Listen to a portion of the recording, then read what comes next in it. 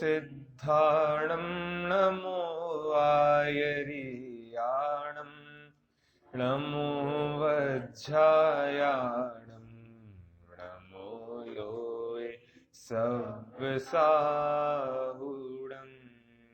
मंगलमय मंगलकरण वीतराग विज्ञान नमो ताहि जाते भय अरहंतादि महान करि मंगल करि हो महा ग्रंथ करण को काज जाते मिले समाज सब पावे निज पद राज। विगत 2 दिनों से हम पंडित टोडरमल जी द्वारा जो रहस्यपूर्ण चिट्ठी लिखी गई है उसका स्वाध्याय कर रहे हैं। रहस्यपूर्ण चिट्ठी अर्थात एक ऐसी चिट्ठी जिसमें बहुत सारे रहस्यों का उद्घाटन किया गया है और वो रहस्य ऐसे हैं कि उनको पढ़कर अभी भी हम शंकित रहते हैं कि वो बात सही है या नहीं है।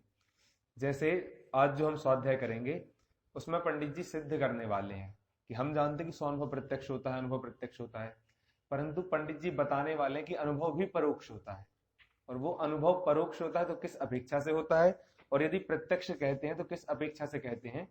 ऐसी दोनों बातों का सुमेल आज पंडित जी हमें बताएंगे जिसका स्वाध्याय हमें करना है। एक बार शॉर्ट में हम 2 दिनों में जो चर्चा हुई इसको देख लेते हैं। सबसे पहले यदि प्रस्तावना को छोड़ें तो पहले बताया कि सम्यक दर्शन कितने प्रकार का है, तो उसमें व्यवहार सम्यक दर्शन और निश्चय सम्यक दर्शन ऐसे 2 भेद करे थे और दोनों को बताया था कि निश्चय के बिना व्यवहार नहीं होता है, लेकिन जिसे हम बाहर में अभी व्यवहार कहते हैं वो देशनालब्धि वाला व्यवहार है कि जो हमें पुण्य के उदय से जैन धर्म मिला है, भगवान मिले हैं, उनकी हम पूजन आदि करते हैं, तो वो दूसरा प्रकार का व्यवहार है जिसे हम उपचार का भी उपचार या फिर व्यवहार का भी व्यवहार कहते हैं। इसके बाद कल हमने बात की थी कि सम्यक दृष्टि का जीवन कैसा होता है, तो उसके पहले अज्ञान सम्यक दृष्टि को होता है या नहीं होता है। तो इसके संबंध में बात की थी कि अज्ञान 2 प्रकार का है, एक तो जो ज्ञानावरणी से हो रहा है और एक जो मिथ्यात्व के कारण हो रहा है। तो सम्यक दृष्टि को मिथ्यात्व वाला ज्ञान तो हो नहीं सकता, इसलिए ज्ञानावरणी वाला अज्ञान उसको होता है, मिथ्यात्व संबंधी अज्ञान नहीं होता है। और जैसे ही सम्यक दर्शन हो वैसे ही मति श्रुत ज्ञान सम्यक रूप परिणमन करने लगते हैं। इसके पश्चात एक प्रश्न आया था कि सम्यक दृष्टि जीव है, अब उसको तो आत्मानुभवी होना चाहिए, जगत से उदासीन होना चाहिए, लेकिन वो भी विषय कषाय आदि में लगता है, तो उसको हम सम्यक दृष्टि कैसे माने। तो वहां पे गुमास्ता का उदाहरण देके पंडित जी ने हमें समझाया था कि किस प्रकार से सम्यक दृष्टि बाह्य कार्यों में प्रवर्तता है लेकिन फिर भी उसके श्रद्धान किस प्रकार का रहता है, ये हमने कल गुमास्ता के उदाहरण से देखा था। इसके पश्चात आज हमें चर्चा करनी है जो ये बड़े नए चक्र की गाथा दी गई है, यहाँ से चर्चा करनी है। तो सर्वप्रथम कल की बात को यदि हम फिर से रिपीट करें प्रस्तावना के रूप में, तो सबसे लास्ट में चर्चा चली थी कि निर्विकल्प कैसे रहा जाता है। सम्यक दृष्टि निर्विकल्प होता है तो कैसे होता है, तो उसके लिए उन्होंने एक प्रोसेस बताई थी कि सबसे पहले अपने स्वरूप ध्यान करने का उद्यमी होता है, फिर उसमें क्या करता है, सबसे पहले भेद विज्ञान करता है। तो भेद विज्ञान कैसे करना, पहले बाह्य से नौकर्मों से किया, फिर शरीरादिक से किया, फिर द्रव्य कर्म और भाव कर्म से किया, और फिर उसके बाद अंत में ज्ञान ज्ञाता ज्ञेय प्रमाण नए निक्षेप इन सब के विकल्पों से पार हो जाता है, तब जाके एक सम्यक दृष्टि जीव निर्विकल्प होता है। और यदि आप सभी ने सुना है कि जैसे चौथे गुण स्थान वाला जीव है तो वो निर्विकल्प मतलब उसको आत्मानुभव कितने समय में होता है, जो अपनी रूढ़ी से बात चलती 6 महीने में एक बार उसको आत्मानुभव होता है। फिर जो पंचम गुण स्थान वाला है उसको 15 दिन में, और जो मुनिराज है 6वें 7वें गुण स्थान वर्ती उनको हर अंतर मुहूर्त में होता है। बाकी जो श्रेणी वाले मुनिराज हैं, पूर्ण वीतरागी हैं, अरहंत भगवान है, इनको सदा आत्मानुभव होता ही रहता है। तो इस प्रकार आत्मानुभव के काल की भी चर्चा आती है। जो गोमटसार जी में जो गोमटसार कर्मकांड जी है वहां पे अनंतानुबंधी आदि कसायों की चर्चा की है, तो उसमें वासना काल बताए गए हैं। देखिए जो हम सुनते हैं ना कि सम्यक दृष्टि को 6 महीने में एक बार आत्मानुभव हो रहा है, 5वें गुण स्थान वाले को 15 दिन में हो रहा है, तो ये लिखा नहीं है कहीं, ये हम कसायों की वासना काल से अनुमान लगाते हैं। जैसे गोमटसार जी में गाथा है अनंतानुबंधी आदि के संबंध में, तो वहां पे लिखा है कि अनंतानुबंध की वासना कब तक रहती है, तो संख्यात भाव तक, असंख्यात भाव तक या अनंत भाव तक। अप्रत्यख्यान है तो उसकी वासना कब तक रहती है, तो 6 महीने तक रहती है। और सम्यक दृष्टि को अप्रत्यख्यान रहती है, तो इससे हम अनुमान लगाते हैं कि 6 महीने में एक न एक बार उसको आत्मानुभव होगा। यदि नहीं होगा तो अनंतानुबंधी को दया जाएगा। और ऐसे ही फिर प्रत्याख्यान की वासना काल कब तक रहती है, तो 15 दिन तक रहती है। संजुलन की अंतर्मुहूर्त तक रहती है। तो इन वासना काल से हम अनुमान लगाते हैं कि कितने समय तक या फिर कितने समय के अंतराल में एक सम्यक दृष्टि जीव को आत्मानुभव होता है। तो ऐसे ही आत्मानुभव की बात आज हम करने वाले हैं। प्रारंभ करते हैं पेज नंबर 343, इसमें दूसरे नंबर का पैराग्राफ है, वहां से। चैतन्य स्वरूप जो साविकल्प से निश्चय किया था, उसी में व्याप्त व्यापक रूप होकर इस प्रकार प्रवर्तिता है, जहां ध्याता ध्येयपना दूर हो गया। देखिए, कल हमने व्याप्त व्यापक की चर्चा की थी कि व्याप्त व्यापक को यदि हम एक शब्द में देखें तो तन्मय होकर प्रवर्तिता है। तन्मय मतलब ध्यान करने वाला भी मैं हूं, ध्येय वाला भी मैं हूं, ध्यान भी मैं हूं, ऐसे प्रवर्तिता है। वहां पे ध्यान, ध्याता, ध्येय का कोई भी विकल्प नहीं रहता है कि मैं एक ध्याता हूं, मुझे उस चीज का ध्यान करना है। किसका ध्यान करना है, जो समय सार जी में बताई कि जो प्रमत्त नहीं है, अप्रमत्त नहीं है, शुद्ध है, ऐसी चीज का ध्यान करना है। वो बात नहीं है। यहाँ पे सर्व विकल्प जहां पे शमन हो जाते हैं, उसका नाम निर्विकल्प दशा है। और उसके संबंध में जो बड़े नए चक्र की गाथा है, यहां से हम प्रारंभ करते हैं। गाथा आप सभी साथ में बोलिएगा। तच्चाड़े सण काले समयं बुद्धे हि जुक्तिमज्ञेन णुवारायण समये पच्चक्को अणुहवो जम्हा। तच्चाड़ेषण काले, प्राकृत की गाथा है। तच्च मतलब होता है तत्व, और आणेषण काले मतलब तत्व के अन्वेषण काल में। अन्वेषण मतलब क्या होता है, अन्वेषण के बहुत सारे अर्थ हैं, उसको हम मुख्यतः 2 शब्दों में प्रयोग करते हैं। अन्वेषण मतलब होता है ज्ञान करना, और अन्वेषण मतलब होता है खोज करना। 2 प्रकार के अन्वेषण शब्द के अर्थ होते हैं। तो तत्व के अन्वेषण के समय में, अन्वेषण मतलब जब हम उसको जानते हैं। अब यहाँ पे अन्वेषण से अर्थ लेना है बुद्धिपूर्वक जानते हैं। जैसे जो जीव तत्व जानते हो या नहीं जानते हो, हम सभी ने भले ही मोक्ष मार्ग प्रकाशक का स्वाध्याय किया है, लेकिन फिर भी क्यों करते हैं, ताकि हम अशुभ परिणाम में ना जाकर कम से कम शुभ में रहें, हमारे परिणाम अशुभ में ना जाए। इसलिए हम बार बार एक ही चीज को रिपीट करते हैं, बार बार उसका ही अवलोकन करते हैं, उसको ही देखते हैं। तो तत्व के अवलोकन का जो काल है, उसमें तत्व का अवलोकन काल मतलब जब हमें सम्यक दर्शन नहीं हुआ है, जब हम गुरु से या फिर जिनवाणी से स्वाध्याय करके देशना का लाभ ले रहे हैं। 5 लब्धियां हैं, क्षयोपशम, विशुद्धि आदि। तो उसमें जो 3 लब्धियां शुरू की हैं, वो है अन्वेषण का काल।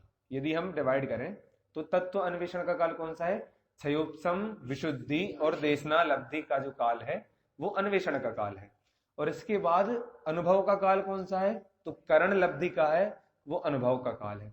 प्रायोगिक लब्धि को हम ऐसे डिवाइड नहीं कर सकते हैं, तो इसलिए हम इन 4 लब्धियों में देखते हैं अभी कि तत्व अन्वेषण का काल है इन 3 लब्धियों का।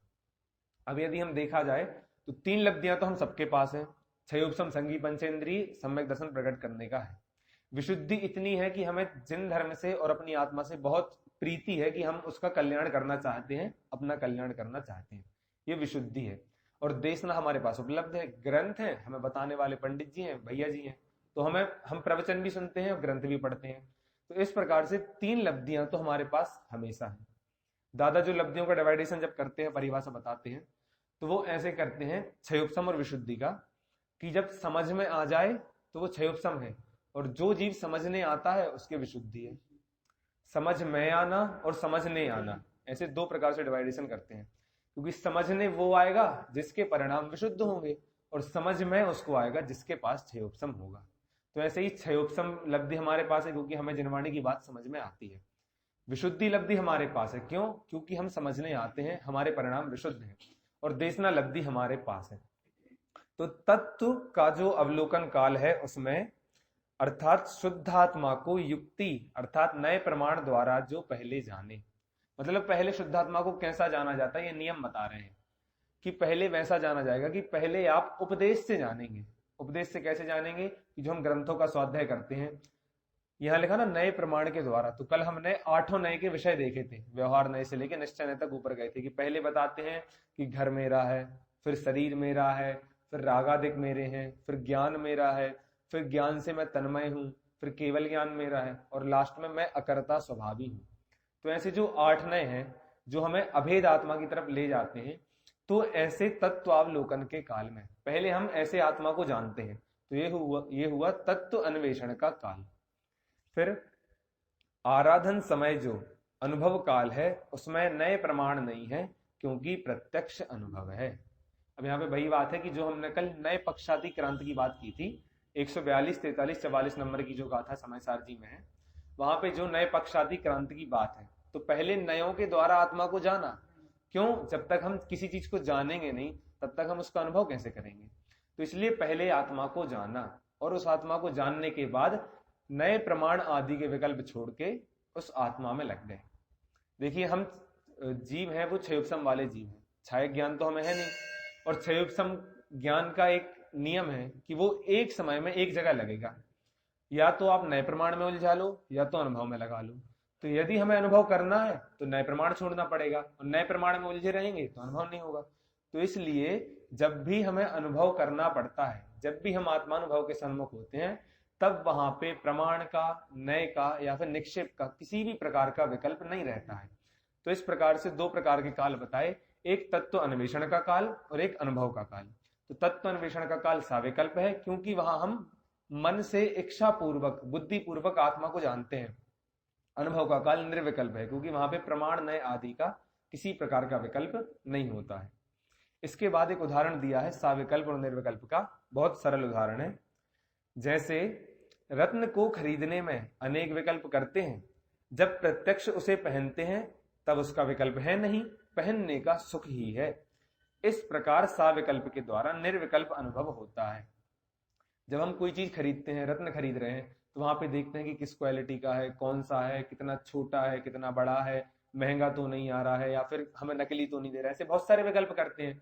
फिर उसका शेप क्या है, शेप क्या नहीं है, ये हमारे ऊपर अच्छा लगेगा या नहीं लगेगा, इतना सारा साविकल्प के द्वारा पहले हमने निर्णय कर लिया, और उसके बाद जब वो हमारे पास आया और जब हम पहनते हैं, तब हमारे मन में कोई विकल्प नहीं रहता है, और यदि विकल्प रहे तो हमें उसका आनंद नहीं आता।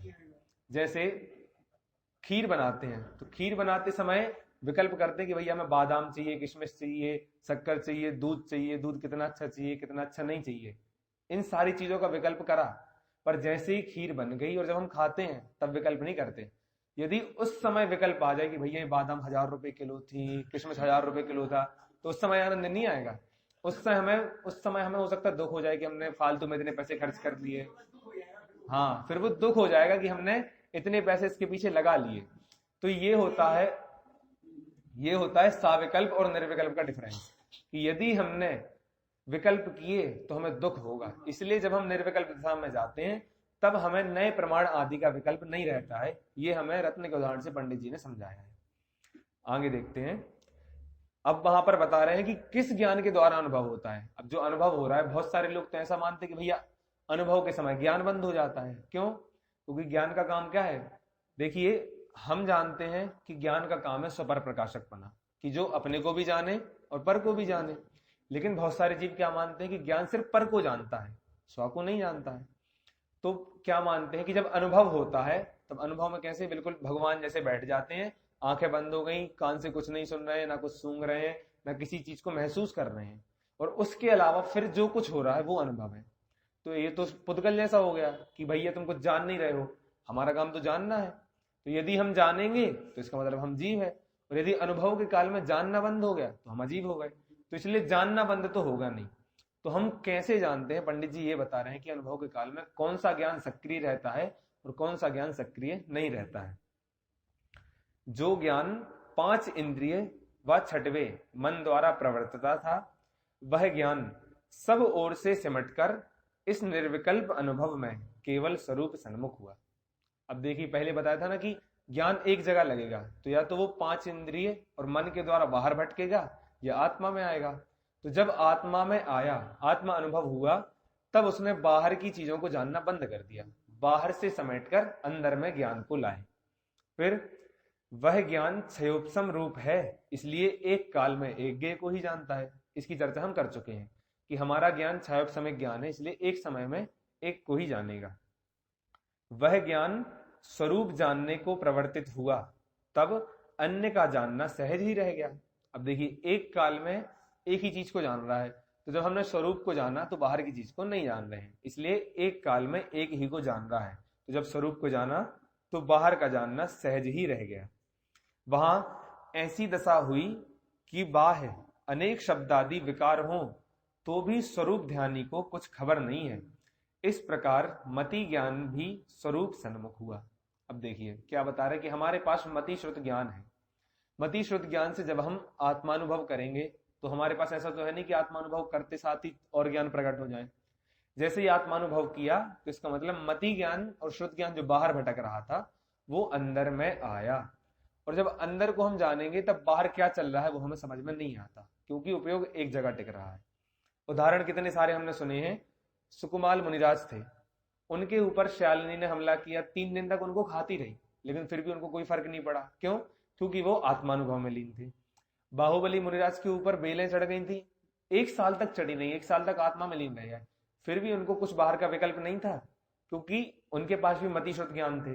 अब मतिश्रुत ज्ञान भी एक जगह लगेंगे तो उनका आत्मा में लग गया, तो बाहर क्या हो रहा है उनको खबर नहीं है।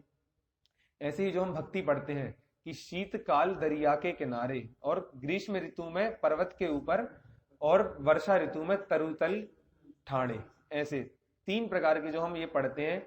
मुनिराज के 3 योग होते हैं, एक शीत योग होता है, एक वर्षा योग होता है, और एक ग्रीष्म योग होता है, या फिर अभ्रावकाश योग भी बोलते हैं शीत योग को।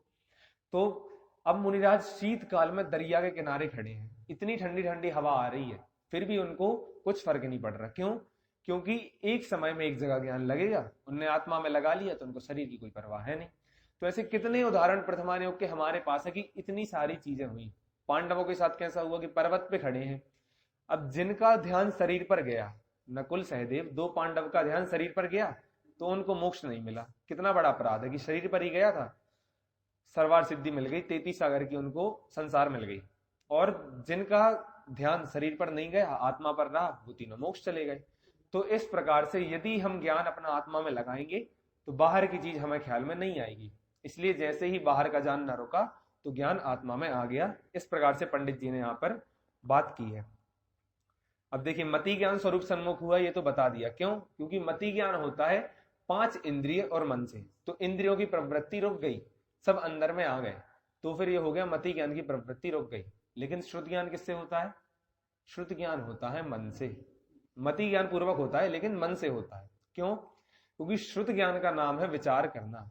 हम जितना भी एक्स्ट्रा विचार करते हैं, जो हमें बाहर में दिख रहा है, देखिए जो चीज है उसको देखना, उसको जानना, वो तो मति ज्ञान है। लेकिन उसके संबंध से जब हम अन्य चीज को जानते हैं या फिर उसके संबंध में विशेष को जानते हैं तो वो हो जाता है श्रुत ज्ञान। हम रहस्यपूर्ण चिट्ठी के अक्षर पढ़ रहे हैं, ये तो है मति ज्ञान, लेकिन इसके संबंध से हम जान रहे हैं कि जब 18वीं शताब्दी चल रही थी तब पंडित जी ने कैसे लिखा होगा, किस पेज में लिखा होगा, कहाँ बैठकर लिखा होगा, तो ये सब श्रुत ज्ञान के अंतर्गत चला जाएगा। क्यों? क्योंकि हम वो मन से वहां जा रहे हैं। तो मति ज्ञान कैसे स्वरूप सन्मुख हुआ कि 5 इंद्रिय की प्रवृत्ति रुक गई तो मति ज्ञान अपने स्वरूप सन्मुख हो गया। और नया दिक का विचार मिटने पर श्रुत ज्ञान भी स्वरूप सन्मुख हुआ, कि जब हमने विचार मिटने पर, नया दिक छोड़ दीजिए, विचार मिटने पर, कि जैसे ही हमारे अन्य विचार मिटे तो श्रुत ज्ञान भी स्वरूप सन्मुख हुआ। तो यहाँ पर पंडित जी बता रहे हैं कि जैसे ही मति ज्ञान और श्रुत ज्ञान बाहर जा रहे थे तो आत्मानुभव नहीं था, तो बाहर से अंदर आए तो आत्मानुभव हो गया। अब ऐसा वर्णन, अब उसका प्रमाण दे रहे हैं कि कहाँ आता है। ऐसा वर्णन समय सार की टीका आत्मख्याति में है तथा आत्म अवलोकन आदि में है, इसलिए निर्विकल्प अनुभव को अतीन्द्रिय कहते हैं। अब देखिए, निर्विकल्प अनुभव को अतीन्द्रिय क्यों कहा? क्योंकि वहां पे इंद्रिय की प्रवृत्ति नहीं हो रही है। इंद्रियों का जानना तो बंद है, बंद है मतलब बाहर की चीजों को तो नहीं जान रही है, और बाहर की चीजों को इंद्रिय जानती है। देखिए, इंद्रिय वाला पाठ जो बालबोध भाग में लिखा है उसमें क्या लिखा है कि इंद्रिय का विषय कौन बनते हैं। तो इंद्रिय किसे जानती है? स्पर्श रस गंध वर्ण वाले पुद्गल को इंद्रिय जानती है। और मन किसे जानता है? मन जानता है रूपी को और अरूपी को। तो मन तो दोनों को जान रहा है, लेकिन जो इंद्रिय है वो सिर्फ पुद्गल को जानती है। इसलिए आत्मा तो, जब आत्मा का अनुभव होगा तो आत्मा तो अमूर्तिक है, तो इंद्रिय तो आत्मा को जान नहीं पाएगी। तो इसलिए आत्मानुभव के काल में इंद्रियों की प्रवृत्ति नहीं है, और इंद्रियों की प्रवृत्ति नहीं है इसलिए उस काल को कहा अतीन्द्रिय काल है। मतलब अतीन्द्रिय मतलब जहां इंद्रिय की प्रवृत्ति रुक गई है वो काल अतीन्द्रिय है। तो इसलिए यहाँ पे अनुभव को अतीन्द्रिय कहा, क्योंकि उस समय इंद्रियों की प्रवृत्ति नहीं हो रही है। क्योंकि अब देखिए, क्षयोपम ज्ञान होता तो एक काल में एक का है, लेकिन एक और नियम है कि एक ही इंद्रिय से होता है। यदि आप रसना इंद्रिय का यूज कर रहे हैं तो उस समय आपको स्पर्शन इंद्रिय आदि का जो काम हो रहा है वो नहीं दिखेगा, वो अपन को ज्ञान में नहीं आएगा। या तो एक समय हम रसना से जान सकते हैं, स्पर्शन से जान सकते हैं, घ्राण से जान सकते हैं, चक्षु से जान सकते हैं, लेकिन हमें कभी कभी लगता है ना कि जिसको हम सुन रहे हैं उसको ही हम देख रहे हैं, तो ये तो एक साथ हो गया। परंतु वहां पर भी सूक्ष्म भेद होता है। जिस समय हम देख रहे हैं उस समय हम सुन नहीं रहे हैं, जिस समय हम सुन रहे हैं उस समय हम देख नहीं रहे हैं। तो इस प्रकार से इंद्रियों के जानने में भी क्रमपना होता है। अक्रम ज्ञान सिर्फ एक है, वो है केवल ज्ञान। केवल ज्ञान ही अक्रम रूप से जानता है, सबको एक साथ जानता है। वहां की मति श्रुत आदि जो ज्ञान है वो सारे ज्ञान क्रम से जानते हैं। तो इसलिए इंद्रियों की प्रवृत्ति एक समय में एक पदार्थ में होती है, और इंद्रियों की प्रवृत्ति एक साथ नहीं होती है, एक समय में एक ही इंद्रिय की होती है। और ऐसे इंद्रिय की प्रवृत्ति जहां रुकती है उस काल को कहते हैं अतीन्द्रिय काल। क्योंकि इंद्रियों का धर्म तो यह है कि स्पर्श, रस, गंध, वर्ण और शब्द को जाने, वह यहां नहीं है। और मन का धर्म यह है कि अनेक विकल्प करे, वह भी यहां नहीं है। देखिए, आत्मानुभव के काल में कुछ विकल्प भी नहीं हो रहे हैं और स्पर्श, रस, गंध, वर्ण का जानना भी नहीं हो रहा है, इसलिए कह दिया अतीन्द्रिय काल है। वहां की तो यदि देखा जाए अतीन्द्रिय तो सिद्ध भगवान है। क्यों? क्योंकि उनके पास इंद्रिय है ही नहीं, और जिनके पास इंद्रिय है वो इंद्रिय वाले हैं, जिनके पास इंद्रिय नहीं है वो अतीन्द्रिय हैं। तो सिद्ध भगवान ही वास्तव में अतीन्द्रिय स्वभाव के धनी है। हमारे पास इंद्रिय है तो हम इंद्रिय से ही जानते हैं, लेकिन जब हम इंद्रिय से नहीं जान रहे हैं तो उस काल को हमने अतीन्द्रिय कह दिया।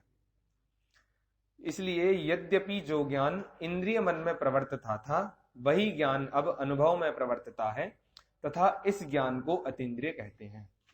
अब देखिए, जो यहाँ पे मन के विकल्प की बात की है, वो विकल्प की चर्चा हमने कल भी की थी कि विकल्प दो प्रकार के हैं, एक तो राग द्वेष वाला है और एक जानने वाला है। तो जानते तो हम हर समय हैं क्योंकि हम जीव हैं। तो जो मन से राग द्वेष होता था वो राग द्वेष आत्मानुभव के काल में नहीं है, तो इसलिए कहा कि मन का जो विकल्प है वो आत्मानुभव के समय नहीं होता है। इंद्रियों से जान नहीं रहे और मन का विकल्प नहीं रहा, इसलिए वो काल अतीन्द्रिय है। तथा इस स्वानुभव को मन द्वारा हुआ भी कहते हैं, क्योंकि इस अनुभव में मति ज्ञान, श्रुत ज्ञान ही है, अन्य कोई ज्ञान नहीं है। अब ये होता है कि जैसे हम पढ़ते ना, एक उत्सर्ग मार्ग है और एक अपवाद मार्ग है। सामान्य नियम तो सबके लिए समान है, मुनिराजों के लिए नियम है एक कि भैया आप एकल विहारी नहीं हो सकते हैं, आप अकेले नहीं घूम सकते, आपको संग में रहना पड़ेगा। लेकिन एक अपवाद है कि तीर्थंकर एकल विहारी होते हैं। तो इस प्रकार से पहले तो बताया कि ज्ञान अनिंद्रिय है, जब आत्मानुभव हम कर रहे हैं तब अतीन्द्रिय ज्ञान है, लेकिन अब बता रहे हैं वो ज्ञान अतीन्द्रिय नहीं है। उस समय मति श्रुत ज्ञान रहता है, उस समय मन का विकल्प रहता है, इसलिए वो ज्ञान को हम अतीन्द्रिय नहीं कह सकते। यदि आप अतीन्द्रिय कह रहे हैं तो मन द्वारा हुआ कहिए, क्यों? उसका तर्क बहुत सुंदर देंगे, उसको हम पहले चर्चा कर लेते हैं। देखिए, आत्मानुभव हुआ उस समय हमारे पास कौन कौन से ज्ञान है? मति ज्ञान और श्रुत ज्ञान। अब आत्मानुभव के समय ऐसा तो है नहीं कि ये ज्ञान चले जाएंगे, ये ज्ञान तो रहने वाले हैं। तो मति ज्ञान और श्रुत ज्ञान है, और ज्ञान गुण ऐसा है कि कभी कार्य करना बंद करेगा नहीं, हमेशा जानता रहेगा। तो जब आत्मानुभव हो रहा है उस समय भी वो ज्ञान जान रहा है, लेकिन किसको जान रहा है? आत्मा को जान रहा है। आत्मानुभव के समय वो ज्ञान आत्मा को जान रहा है, और आत्मा को इंद्रियां जान नहीं सकती हैं।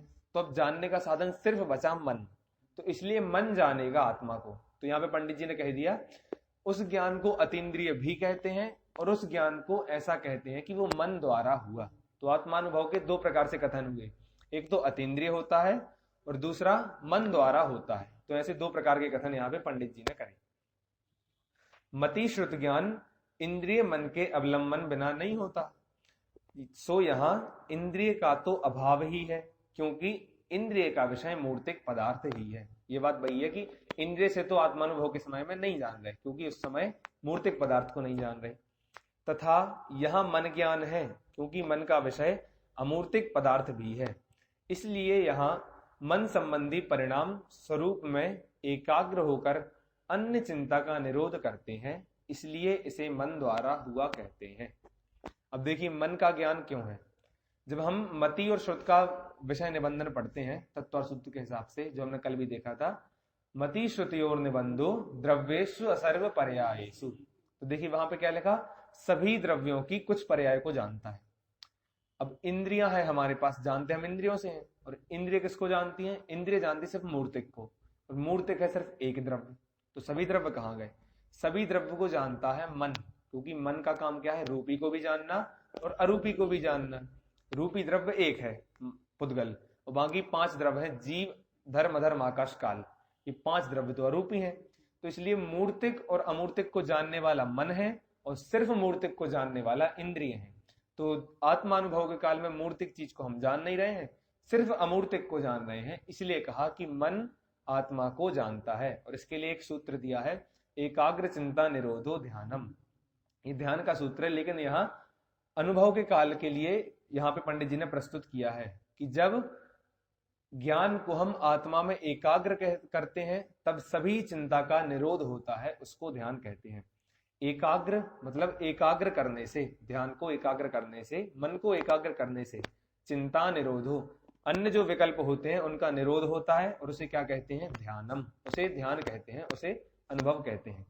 और अब समयसार नाटक का जो उदाहरण दे रहे हैं आप सभी ने सुना ही होगा, पढ़ते हैं। वस्तु विचारत ध्यावते मन पावे विश्राम, रस्वादत सुख उपजे अनुभव या को नाम। पंडित जी ने एक बार विचार करने योग्य कि अनुभव के संबंध में इतनी बातें क्यों लिखी, क्योंकि इस संबंध में बहुत भ्रांतियां हैं। जैसे हम में सभी बहुत सारे लोग ऐसा हो सकता है कि जब तक उन्होंने स्वाध्याय ना किया हो तब तक मानते हो कि अनुभव के समय में ज्ञान नहीं होता है, अनुभव के समय में ऐसे बैठते हैं जैसे कुछ नहीं जान रहे हैं। ऐसे ही लगता है कि भैया जब हम द्रव्य संग्रह पढ़ते हैं तो उसमें गाथा है, माँ चिट्ट है, माँ जंप है, माँ चिंत है, जम्बी कीर्ण होई थिरो अप्पा अप्पम मिरहो इणमेव हवे परम झाणम। वहां पे ध्यान का क्या स्वरूप कहा कि जहां मन का विकल्प नहीं है, वचन का विकल्प नहीं है, काय का विकल्प नहीं है, उसे ध्यान कहते हैं। अब इससे तो हमें ऐसा लगता है कि भैया मन में जो विकल्प आ रहा है उसको रोक दिया, जो हम बोल रहे हैं उसको रोक दिया, काय से जो हलन चलन हो रही है उसको रोक दिया, तो इसका मतलब कुछ नहीं कर रहे हैं। लेकिन कुछ नहीं करना नहीं है, हम कुछ ना कुछ तो कर रहे हैं, हम अनुभव कर रहे हैं। तो अनुभव करना भी कुछ करना है जिसे हम कुछ करना नहीं मानते। तो बाहर से जिसे कुछ नहीं करना कहते हैं उसको रोकना वो कुछ करना है।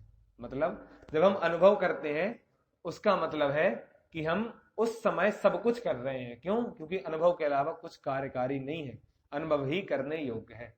इसलिए यहां पर पंडित जी बता रहे हैं कि वस्तु विचारत ध्यावते, कि जब वस्तु का विचार करते हैं, वस्तु का ध्यान करते हैं, उस समय मन पावे विश्राम। मन पावे विश्राम मतलब मन के विकल्पों को जब विश्राम मिलता है। देखिए वस्तु के ध्यान से, कौन सी वस्तु? आत्म वस्तु। तो आत्म वस्तु के ध्यान से मन पावे विश्राम, मन के विकल्प जब विश्राम को प्राप्त होते हैं, रस स्वादत सुख उपजे, उस समय जो रस उत्पन्न होता है, जो स्वाद उत्पन्न होता है, अनुभव या को नाम, उसका नाम अनुभव है। प्रत्यक्ष परोक्ष के संबंध में पंडित जी आगे चर्चा करने वाले हैं। फिर भी आपको एक चीज बताते हैं कि जो हम कहते हैं ना स्वानुभव प्रत्यक्ष है, स्वानुभव प्रत्यक्ष है, अनुभव प्रत्यक्ष होता है, पंडित जी सिद्ध करेंगे कि अनुभव तो परोक्ष होता है, अनुभव प्रत्यक्ष नहीं होता। क्यों? ज्ञान 5 है, मति श्रुत अवधि मना पर्याय केवल। और क्या लिखा 6 ढाला में? मति श्रुत दोए परोक्ष अक्षमनते उपजाई, कि मति और श्रुत ये दोनों ज्ञान परोक्ष हैं। अब जो ज्ञान हमारे पास है, हमारे पास अवधि मना पर्याय तो है नहीं, ये दोनों ज्ञान परोक्ष हैं, इससे हम आत्मा को जान रहे हैं, तो परोक्ष ही जानेंगे, प्रत्यक्ष थोड़ी जानेंगे। अब परोक्ष ज्ञान है तो उससे परोक्ष ही जानेंगे, प्रत्यक्ष जान नहीं सकते, इसलिए तो स्वानुभव परोक्ष सिद्ध हो रहा है। तो स्वानुभव को प्रत्यक्ष क्यों कहते हैं? प्रश्न तो वाजिब है ना, प्रश्न तो बिल्कुल अच्छा प्रश्न है कि यदि मति और श्रुत ज्ञान परोक्ष है, उस परोक्ष ज्ञान से आत्मा को जान रहे हो, तो फिर आत्मा के जानने को प्रत्यक्ष कैसे कह सकते हो? आत्मा का जानना तो परोक्ष हुआ। तो पंडित जी आगे बताने वाले हैं कि भैया आत्मा का जानना तो परोक्ष ही होता है, लेकिन जो आत्मा को जानने पर आनंद आता है वो आनंद प्रत्यक्ष होता है। हाँ, कि आत्मा, देखिए जैसे अंधा व्यक्ति है, अब अंधा व्यक्ति लड्डू खाएगा तो लड्डू तो उसको दिखेगा नहीं, तो लड्डू तो उसको परोक्ष है, लेकिन जो उसका स्वाद आ रहा है वो स्वाद उसको प्रत्यक्ष है। तो ऐसे ही हमें आत्मा के प्रदेश तो दिखेंगे नहीं, ऐसा कुछ होगा नहीं कि हम आंखें बंद करके ध्यान कर रहे हैं हमें कोई ज्योति दिखेगी, कोई रोशनी दिखेगी, ऐसा होने वाला नहीं है। आंखें बंद करेंगे तो अंधेरा दिखता है तो अंधेरा ही दिखेगा और कुछ नहीं दिखेगा। लेकिन जो हमने शास्त्रों से निर्णय किया है कि आत्मा कैसा है, उसके संबंध में जब हम विशेष विचार करते हैं तो उस समय जो हमें आनंद प्रकट होता है वो आनंद प्रत्यक्ष होता है। तो इसलिए स्वानुभव को प्रत्यक्ष कहते हैं। क्यों? क्योंकि हमें जो आनंद आ रहा है वो आनंद प्रत्यक्ष है। वो कितना प्रत्यक्ष है? आज तक जैसा आनंद नहीं आया उतना प्रत्यक्ष है। वास्तव में जो हम खाना पीना करते हैं वो सब भी परोक्ष है। क्यों? क्योंकि वो रसना इंद्रिय से हो रहा है। प्रत्यक्ष तो एकमात्र आत्मानुभव है। क्यों? क्योंकि उसको हम रसना इंद्रिय से चख नहीं सकते हैं, फिर भी स्वाद आ रहा है, इसलिए उसे कह देते हैं प्रत्यक्ष है। लेकिन यदि जो हमारे न्याय के ग्रंथ होते हैं उसके हिसाब से देखा जाए तो फिर वो भी परोक्ष में ही आएगा। क्यों? क्योंकि न्याय तो सीधा सीधा बोलता है कि भैया जहां मति ज्ञान शुद्ध ज्ञान है वो सब कुछ परोक्ष है, जहां अवधि ज्ञान मना पर ज्ञान केवल ज्ञान है वो सब कुछ प्रत्यक्ष है। इसलिए आत्मा को जो हम जान रहे हैं वो ज्ञान से थोड़ी, ज्ञान से तो सिर्फ हम विकल्प से द्वारा जान सकते हैं। जो हमें आनंद आ रहा है वो तो अनंतानुबंधी के अभाव से आ रहा है ना। देखिए, अब करण लब्धि में जीव है, अब ऐसा तो है नहीं करण लब्धि, देखिए सम्यक दर्शन होता है करण लब्धि के बाद। अब करण लब्धि में जो जीव है उसको तो आनंद अनुबंधी का अभाव है नहीं, फिर भी उसको आनंद आ रहा है ना। करण लब्धि के 3 स्टेप हैं, अधःकरण, अपूर्वकरण, अनिवृत्तिकरण। तीनों में परिणामों की शुद्धता बढ़ती है, तीनों में निर्जरा होती है। अब निर्जरा हो रही है वहां पे अनंतानुबंधी तो भी है, क्योंकि अनंतानुबंधी जाएगी जब करण लब्धि पूरी हो जाएगी जब जाएगी, तो अनंतानुबंधी का तो अभाव है नहीं, फिर भी वहां पे आत्मानुभव हो रहा है, फिर भी सुख हो रहा है। तो देखिए, आप जो बोल रहे हैं कि ज्ञान से विकल्प करते हैं, तो ज्ञान से विकल्प करते हैं ये बात सही है, लेकिन विकल्प 2 प्रकार के, जैसा कल बताया था कि एक है जानने का विकल्प और एक है जानने में आने वाले विकल्प। जब मुनिराज ध्यान करते हैं तो उनको जो ज्ञान का गेय बन रहा है उसमें राग द्वेष नहीं करते हैं, लेकिन हम राग द्वेष कर लेते हैं। और जब जो जीव करण लब्धि में होता है उसको ज्ञान के गेय तो सब बन रहे हैं, लेकिन वो उसमें राग द्वेष नहीं करता है। तो जो उस समय राग द्वेष नहीं कर रहा है, तो राग द्वेष नहीं होने का वो आनंद है। राग द्वेष होगा तो कषाय होंगी, कषाय होंगी तो दुख होगा। तो राग द्वेष नहीं कर रहा है तो कषाय नहीं है, कषाय नहीं है तो दुख नहीं, और दुख नहीं है तो आनंद है। और जो वो आनंद है उसको हम प्रत्यक्ष कह देते हैं। परोक्ष क्यों हो रहा है? देखिए, अगर क्योंकि ज्ञान से अगर लिंक है हाँ, तो परोक्ष मान लिया, लेकिन इस तो अनुभव जो है वो तो श्रद्धा उनकी पर्याय है। तो देखिए अनुभव है, जो सुख है, सुख को ऐसा तो नहीं कि हम भोग रहे हैं, उसको भी हम जानते हैं। जानने को ही सुख भोगना कहते हैं। यदि आपने देखा हो, जैसे जानने को ही हम भोगना कैसे कहते हैं, जैसे लड्डू का स्वाद है, उसे हम क्या बोलते हैं, हम उसको खाने से सुख हुआ, लेकिन वास्तव में वो खाने का सुख नहीं है, वो जानने का सुख है। क्यों? क्योंकि हमें पता था कि लड्डू मीठा है, लेकिन कितना मीठा है उसको हमने जाना, और जानने पर जो हमारा राग था, हमें वो ज्ञान का स्वाद आता है। यदि आपने सुना हो कि हमें लड्डू का स्वाद नहीं आ रहा है, हमें उस ज्ञान का स्वाद आ रहा है, क्योंकि जब हम स्वभाव के सन्मुख होंगे तो हमें वैसा स्वाद आता है। अभी तक हमने अपने ज्ञान को जाना नहीं है। जैसे ही हम अपने ज्ञान को जानते हैं कि मैं अतीन्द्रिय स्वभावी हूं, जब हम वो जानते हैं तो उस ज्ञान का स्वाद आता है, और उस ज्ञान के स्वाद को प्रत्यक्ष कहते हैं। लेकिन परोक्ष क्यों कह रहे हैं? क्योंकि मति ज्ञान और शुद्ध ज्ञान के अलावा कोई ज्ञान है नहीं, और मति ज्ञान और शुद्ध ज्ञान परोक्ष है, इसलिए उसको परोक्ष कह रहे हैं। प्रत्यक्ष क्यों कह रहे हैं? क्योंकि जो वो आनंद आ रहा है वो पूरा आत्मा से ही प्रकट हो रहा है, कहीं बाहर से नहीं आ रहा है, आत्मा से प्रकट हो रहा है, इसलिए इसको प्रत्यक्ष कह रहे हैं। तो ऐसी 2 विवक्षाएं हैं। अभी पंडित जी आगे लिखने वाले हैं कि कौन कौन सी विवक्षाएं हैं, कैसे विवक्षा में भेद है। क्लियर है ना आपको? हाँ, तो ऐसे 2 प्रकार से बताया कि परोक्ष कैसे है और प्रत्यक्ष कैसे है। आगे देखते हैं, अर्थ देखते हैं इस छंद का। इस प्रकार मन बिना जुदे ही परिणाम स्वरूप में प्रवर्तित नहीं हुए, इसलिए स्वानुभव को मन जनित भी कहते हैं। अतः अतीन्द्रिय कहने में और मन जनित कहने में कुछ विरोध नहीं है, विवक्षा भेद है। अतीन्द्रिय क्यों कहा? क्योंकि इंद्रियों से नहीं जान रहे। मन से जानना क्यों कहा? क्योंकि मति ज्ञान और श्रुत ज्ञान है, और मन ही एक ऐसा पदार्थ है जो अमूर्तिक को जान सकता है। तो आत्मा अमूर्तिक है और तुम अमूर्तिक को जान रहे हो, इसलिए कहा कि मन द्वारा जान रहे हो या फिर अतीन्द्रिय पने से जान रहे हो। ऐसे 2 विवक्षा भेद है। इंद्रिय का जानना बंद है इसलिए अतीन्द्रिय है, और मन से जान रहे हैं, मन का जानना बंद नहीं है, इसलिए वो मन के द्वारा जानना कहते हैं। लेकिन केवली भगवान जब सिद्ध बन जाते हैं तब तो उनके द्रव्य मन है नहीं, तो इसलिए उनको पूर्ण प्रत्यक्ष है और उनको ही पूर्ण अतीन्द्रिय है। क्यों? क्योंकि वहां पे एक भी इंद्रिय नहीं है और मन नहीं है, क्योंकि वो संगी है नहीं। संगी जीव संसारी होते हैं और सिद्ध भगवान संगी है नहीं। सिद्ध भगवान के तो संगी पने का अभाव हो गया है, वो तो सभी 9 कर्मों की उपाधियों से, द्रव्य कर्म की उपाधियों से मुक्त हैं, इसलिए वो संगी भी नहीं है, और संगी नहीं है तो इंद्रिय नहीं है और मन नहीं है, तो उनको पूर्ण अतीन्द्रिय ज्ञान है। वहां कोई विवक्षा नहीं लगेगी कि मन से जान रहे हैं, किससे जान रहे हैं। वहां तो एक ही विवक्षा है कि भैया वो अतीन्द्रिय ज्ञान से अपनी आत्मा को जान रहे हैं। हमारे में विवक्षा है कि हम अतीन्द्रिय से जान रहे हैं और मन से जान रहे हैं। ऐसी 2 प्रकार की विवक्षा है। तथा तुमने लिखा, अब वहां पे रहस्यपूर्ण चिट्ठी में जो दूसरा क्वेश्चन आया था उसका समाधान यहाँ पे कर रहे हैं। क्या आया था कि आत्मा अतीन्द्रिय है, इसलिए अतीन्द्रिय द्वारा ही ग्रहण किया जाता है, सो मन अमूर्तिक का भी ग्रहण करता है, क्योंकि मति श्रुति ज्ञान का विषय सर्व द्रव्य कहे हैं। इसकी चर्चा हम कर चुके हैं, मति श्रुति और निबंधो द्रव्येषु सर्व पर्यायेषु, इसलिए यहाँ पे विशेष विस्तार की अपेक्षा नहीं है। अब अगला क्वेश्चन, तथा तुमने प्रत्यक्ष परोक्ष के प्रश्न लिखा, सो भाई जी प्रत्यक्ष परोक्ष तो सम्यक्त के भेद नहीं है। चौथे गुण स्थान में सिद्ध समान छायक सम्यक्त हो जाता है, इसलिए सम्यक्त तो केवल यथार्थ श्रद्धान रूप ही है। अब देखिए बात यह है कि जो चिट्ठी आई थी वहां से क्वेश्चन पूछे थे, उसमें उन्होंने ऐसा प्रश्न लिखा था कि निश्चय सम्यक्त प्रत्यक्ष है, व्यवहार सम्यक्त परोक्ष है, ऐसा लिखा था। क्योंकि निश्चय सम्यक्त आत्मानुभव रूप है और व्यवहार सम्यक्त है वो देव शास्त्र गुरु की पूजा रूप, शुभ विकल्प आदि रूप है।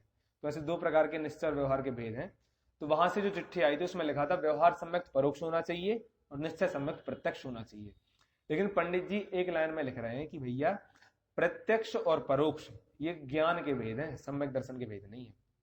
सम्यक दर्शन और ज्ञान में बहुत अंतर है, इसकी चर्चा हमने पहले दिन भी की थी कि ज्ञान का काम है निर्णय करना और श्रद्धा का काम है जिसमें निर्णय किया है उसमें अपनापन करना। तो ऐसे 2 प्रकार के कार्य हुए, श्रद्धा का काम है अपनापन करना, ज्ञान का काम है निर्णय करना। अब वो निर्णय 2 प्रकार का होता है, कैसा? या तो प्रत्यक्ष होता है या परोक्ष होता है। यदि अवधि ज्ञान, मना पर ज्ञान, केवल ज्ञान है तो प्रत्यक्ष हो जाएगा, और मति ज्ञान और शुद्ध ज्ञान है तो परोक्ष हो जाएगा। तो यहाँ पे पंडित जी वही लिख रहे हैं कि आपने जो लिखा कि सम्यक दर्शन प्रत्यक्ष होता है, तो वो सम्यक दर्शन प्रत्यक्ष नहीं होता है। क्यों? क्योंकि प्रत्यक्ष और परोक्ष तो ज्ञान में संभव होते हैं, श्रद्धा में या फिर सम्यक दर्शन में संभव होते नहीं है।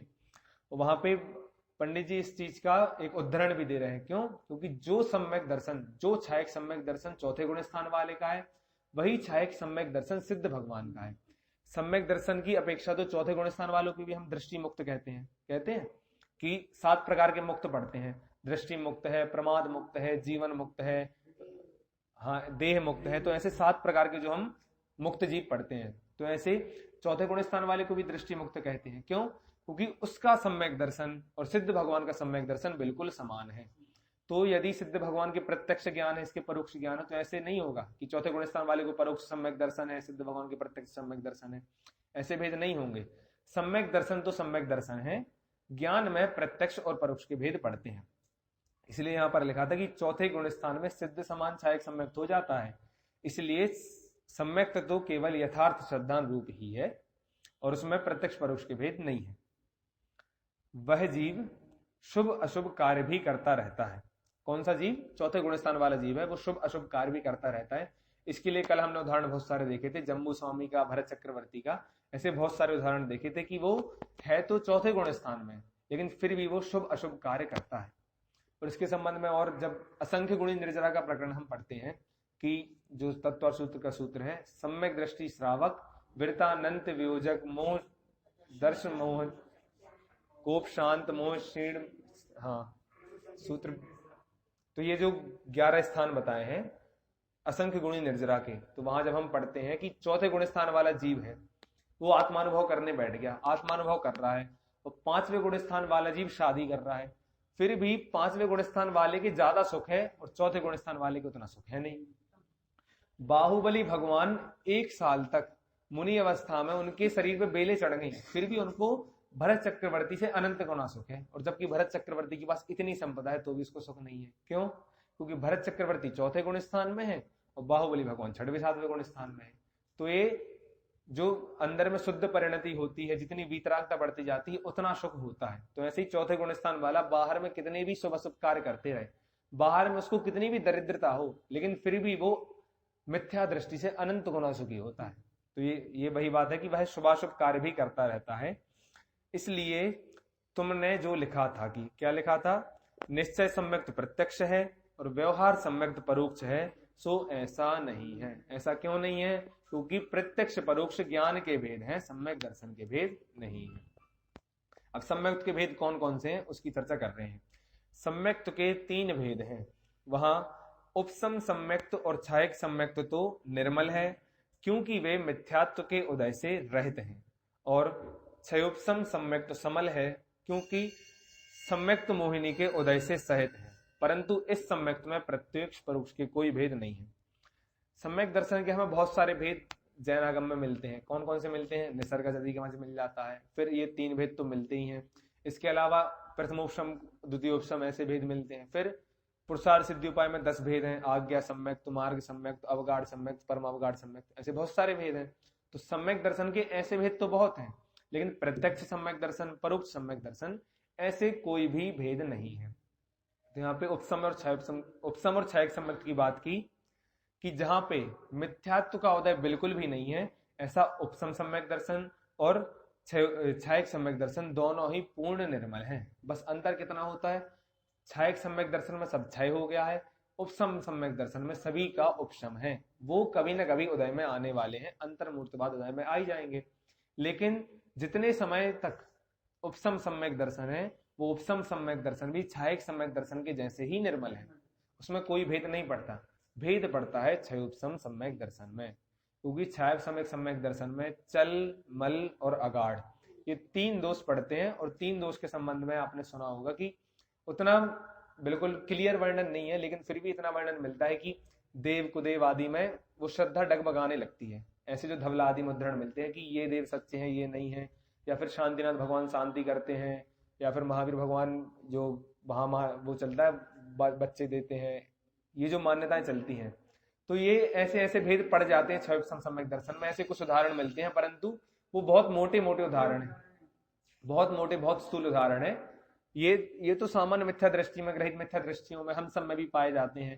तो ये क्षयोपसम सम्यक दर्शन में कुछ और भी हो सकता है, ऐसा हम अनुमान लगा सकते हैं। तो यहाँ पे क्या कहा कि उपसम, क्षयोपसम और छायक ये 3 भेद ही सम्यक दर्शन के हैं, प्रत्यक्ष परोक्ष वाला कोई भी भेद नहीं है। और उपसम सम्यक दर्शन और छायक सम्यक दर्शन दोनों सम्यक दर्शन पूर्णतः निर्मल हैं, और छायक सम्यक दर्शन समल है, क्योंकि उसमें 3 प्रकार के दोष पाए जाते हैं।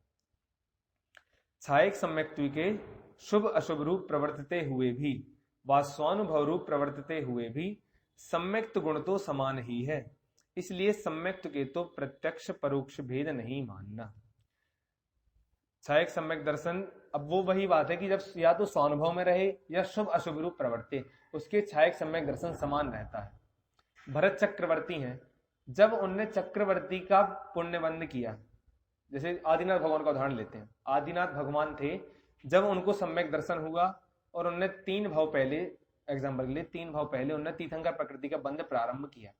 जब वो मनुष्य गति में थे तो बंध प्रारंभ हो गया। फिर सरवार सिद्धि में चले गए, वहां 33 सागर तक वो आत्मा की चर्चा करते रहे, फिर भी उनका जो सम्यक दर्शन था वो कायम रहा। वहां से च्युत होकर वो तीसरे काल में उनका जन्म हुआ, वहां जन्म होने के बाद उनकी शादियां हुई, उनके बच्चे हुए, उन्होंने इतने उपदेश दिए, असी मसी कृषि विद्या वाणिज्य शिल्प ये सब कुछ सिखाया। फिर उसके बाद मुनि दीक्षा ले ली, तब तक वो चौथे गुण स्थान में रहे। देखिए 3 भाव की हम परिस्थिति देख सकते हैं, 3 भाव जिनके हमें पता उनके देखते हैं। जैसे महावीर भगवान है, वो शेर की अवस्था में थे तब भी चौथे गुण स्थान में थे। तो देखिए कितने क्रूर प्राणी है, तब भी चौथे गुण स्थान में है। हालांकि सम्यक दर्शन होने के बाद उन्होंने मांस आदि भक्षण छोड़ दिया था, जो हम कहानी में पढ़ते हैं, लेकिन फिर भी चौथे गुण स्थान में थे, शेर की पर्याय में थे। फिर उसके बाद स्वर्ग में गए, तो वहां आत्मा की चर्चा करते रहे और आत्म ध्यान में लीन रहे, या फिर जो शुद्धोपयोग रहता है शुद्धोपयोग का उन्होंने प्रयास किया। तो 2 अवस्था हुई। तीसरी अवस्था है जब वो बालक महावीर रहे, सांप से लड़ रहे हैं और दोस्तों के साथ खेल रहे हैं, सुमेरु पर्वत पे अभिषेक हो रहा है। तो 3 प्रकार की अवस्था है, तीनों अवस्थाओं में 3 प्रकार के जीव दिख रहे हैं, लेकिन फिर भी उनका एक सा ही सम्यक दर्शन है। सम्यक दर्शन में कोई भेद नहीं है। जैसा सम्यक दर्शन शेर के था वैसा ही देव को है, और वैसा ही सम्यक दर्शन उस छोटे बालक को है। सम्यक दर्शन में कोई भेद नहीं पड़ा, सम्यक दर्शन जैसा था वैसा है, बस बाहर की प्रवृत्ति में भेद पड़ रहा है। इसके लिए सोत प्रकाश जी बहुत सुंदर उदाहरण देते हैं कि हम सम्यक दर्शन और सम्यक चारित्र को मिक्स नहीं कर सकते हैं। सम्यक दृष्टि हो सकता है हमें घास पे चलता हुआ दिखे। कैसे चलता हुआ दिखे? अब ऐसा उदाहरण देते हैं वो अपने अनुमान से, मैं वो उदाहरण आपको सुनाता हूं कि भरत चक्रवर्ती है, हम जानते हैं कि सम्यक दृष्टि है, सभी जीवों को बराबर देखता है। अब वो 60,000 वर्ष के लिए जा रहा है दिग्विजय के लिए। अब उस समय तो रोड थी नहीं, सब जगह घास होगी, मिट्टी होगी, मिट्टी में कितने जीव है, घास में कितने जीव है, पानी वो तालाब का पी रहा है या फिर वहां के नदी का बहता हुआ पानी पी रहा है, या फिर गीली मिट्टी होगी। अब 60,000 वर्ष में ऐसा तो है नहीं कि सिर्फ गर्मी हो या सिर्फ ठंडी हो, मौसम का परिवर्तन होगा। तो जब बारिश गिरी होगी तो घास हुई होगी, घास पे चला होगा, तो उस समय भी जीव मतलब जीव मरे होंगे। तो ऐसा नहीं है कि हम किसी जीव को बाहर की प्रवृत्ति से ऐसा अनुमान लगा लें कि वो जीव सम्यक दृष्टि है या नहीं है। सम्यक दर्शन श्रद्धा का विषय है, सम्यक चारित्र चारित्र का विषय है। तो हम चारित्र को और सम्यक दर्शन को मिक्स नहीं कर सकते हैं। चौथे गुण स्थान वाले के सिर्फ एक चेंज चारित्र में होता है कि वो अन्याय, अनीति और अभक्ष छोड़ देता है। बाहर के व्रत धारण करे चाहे नहीं करे, लेकिन इतनी नैतिकता और इतनी नैतिकता उसके जीवन में रहती है कि भैया वो अनीति नहीं करेगा, अन्याय नहीं करेगा और अभक्ष सेवन नहीं करेगा। जो अभक्ष सेवन करते हुए देखें तो वो तो हमें साक्षात मिथ्या दृष्टि है। क्यों? क्योंकि सम्यक दृष्टि के अन्याय, अनीति, अभक्ष का तो त्याग होता ही है। तो इसलिए हम यदि सम्यक दर्शन और सम्यक चारित्र को मिक्स करेंगे तो फिर हमें सम्यक दृष्टि दिखना दुर्लभ है। क्यों? क्योंकि सम्यक दृष्टि दिख ही नहीं सकते। भरत चक्रवर्ती किसी को सम्यक दृष्टि नहीं दिखेगा, हम भी उसे सम्यक दृष्टि नहीं मानते यदि सिर्फ कथा सुनते। यदि हमें किसी ऐसे जीव की, देखिए रावण को तो हम सम्यक दृष्टि नहीं मानेंगे। क्यों? क्योंकि परिस्त्री हरण कर रहा है, युद्ध कर रहा है, इतने अनैतिक कार्य कर रहा है, फिर भी सम्यक दृष्टि नहीं मानेंगे। और भरत चक्रवर्ती को भी नहीं मान सकते थे, वो तो ग्रंथ में लिख दिया है, इसलिए भरत चक्रवर्ती को सम्यक दृष्टि मान लेते हैं। नहीं तो भरत चक्रवर्ती जब 96,000 रानियां, इतनी शादियां कर रहा है, इतने भोग भोग रहा है, कैसी खीर खाता है, कितने घोड़े हैं, कितने हाथी हैं, अपना बल दिखाने के लिए सामने सैनिक के वो उदाहरण सुना ना, उंगली में रस्सी बांध के, तो ये सारी कार्य कर रहा है, तो हम उसको सम्यक दृष्टि कैसे मान सकते हैं? सम्यक दृष्टि हमें कौन से चक्रवर्ती लगते हैं? हमें जो वज्र जंग चक्रवर्ती हैं वो लगते हैं। क्यों? क्योंकि उनको इतना वैराग्य था कि वो अपने सभी पुत्रों के साथ दीक्षा लेके चले गए, और जो पुत्र पेट में था, जो उनका पोता बनने वाला था, उसको पेट में राज तिलक करके वो मुनि बन के चले गए थे। तो हमें वो लगते कि वो सम्यक दृष्टि हो सकते हैं, भरत चक्रवर्ती सम्यक दृष्टि नहीं हो सकते। लेकिन फिर भी जिनवाणी कहती है कि जैसा सम्यक दर्शन भरत चक्रवर्ती का था वही सम्यक दर्शन वज्रदंत चक्रवर्ती का था। दोनों में कोई अंतर नहीं है। बाहर के आचरण से और अंदर के श्रद्धांत से यदि हम दोनों को मिक्स करने लगे तो फिर बहुत अंतर पड़ जाता है। देखिए, अपनापन करने का नाम सम्यक दर्शन है। यदि वो अपनापन आत्मा में होगा तो सम्यक दर्शन है, बाहर में होगा तो मिथ्या दर्शन है। वो अपनापन बहुत खतरनाक होता है। दादा इसके लिए उदाहरण देते हैं, एक बहुत सुंदर उन्होंने अपनी किताब में लिखा है, वो उदाहरण करके अपन आज की बात को पूर्ण करेंगे। कि जैसे एक बच्चा था छोटा सा, वो अपने बहुत अमीर बच्चा था, घर में खेल रहा था, और वो उदाहरण देते कि जैसे विदेश का बच्चा था। क्यों? वहां पे सारी कॉलोनीज एक सी होती हैं कि अपन गली नहीं पहचान सकते। 2 साल का बच्चा था, खेल रहा था, वो किसी और गली में चला गया, घूमता रहा। उसके मम्मी पापा ने रिपोर्ट लिखा दी, सब करा दिया, लेकिन बच्चा नहीं मिला। बहुत समय तक वो बच्चा भटकता रहा। 10-12 साल का हुआ तो वो ऐसे ही बहुत कचड़े में पड़ा रहा, तो बहुत काला कलूटा हो गया। फिर उसके बाद एक मिठाई वाले की दुकान पे गया, कभी पहुंचा। मिठाई वाले की दुकान पे उसने बोला कि भैया मुझे कुछ खाने दे दो। तो मिठाई वाले ने क्या करा कि उसको अपने जॉब पे लगा लिया कि भैया तुम कढ़ाई आदि साफ करना, मैं तुम्हें हर दिन खाने दूंगा, पैसे नहीं दूंगा, कपड़े नहीं दूंगा, बस खाने दूंगा। तो उसको खाने देने लगे। फिर एक दिन उसकी जो मम्मी थी और पापा थे वो आए कि भैया यदि आपके यहाँ बहुत सारे बच्चे आते हैं, एक बच्चा हमें घर का काम करने के लिए चाहिए। तो उन्होंने बोला कि ठीक है, हमारे पास ये बच्चा है, आप इसका ख्याल रखना, उसको ले जाओ। तो अब उसको ले गए। अब वहां पे घर पे वो बच्चा छोटा सा था, 12 साल का बच्चा, वो कुछ नहीं कर पा रहा, अच्छे से बर्तन नहीं धुल पा रहा, थोड़े काम बिगाड़ रहा है, झाड़ू आदि अच्छे से नहीं कर पा रहा है।